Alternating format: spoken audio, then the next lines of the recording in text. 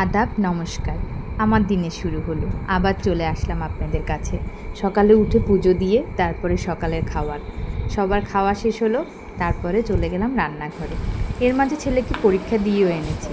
তারপরে ডাল রান্না হলো, তারপরে মাছের প্রিপারেশন শুরু হলো। আজকে ইলিশ মাছ দিয়ে কচুরছড়া দিয়ে হবে।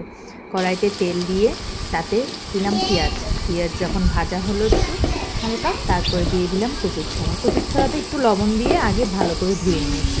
ওদিকে ইলিশ মাছও হলুদ লবণ দিয়ে মেখে রেখেছি। তারপরে কচুরছড়াতে দিলাম হলুদ গুঁড়ো, তারপরে দিলাম লবণ। এরপরে এটা একটু ভালো করে ভাজবো। এটা হলুদ লবণ ভালো করে মিশিয়ে একটু ঢাকনা দিয়ে কিছুক্ষণ ভাজবো। এই রান্নাটা শিখেছি আমার শাশুড়ি মাছ থেকে। ওনার হাতে এই রান্নাটা অনেক মজা ছিল। ওনার ছেলে আবার ওনার হাতের এই রান্নাটা অনেক পছন্দ করে। তারপরে আমরা যখন এটা একটু ভাজা হবে তখন দিয়ে দিব আদা বাটা, তারপরে দিব জিরে গুঁড়ো এবং দিব মরিচ গুঁড়ো।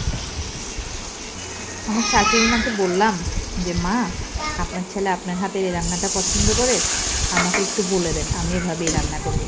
তারপর থেকে আমি এভাবেই রান্না করি। যদিও মা এখন নেই, আমার শাশুড়ি মা মারা গিয়েছেন, কিন্তু তবুও ওনার হাতের সেই রান্নাটা রয়ে গেল। তারপরে কি যখন মশলাটা ভাজা ভাজা হয়ে গিয়েছে তখন সেই মেখে রাখা হলুদ লবণ মাখানো ইলিশটা দিয়ে দিলাম। আমার শ্বশুরবাড়িতে আবার ইলিশ মাছটা ভেজে রান্না করে না, ওরা এভাবে হলুদ লবণ মেখে রেখে পরে আবার তরকারির মধ্যে দিয়ে দেয়, তাই আমি ওভাবেই রান্না করি। ও বাবা ওভাবেই পছন্দ করে। তারপরে দিয়ে দিব একটু গরম পানি।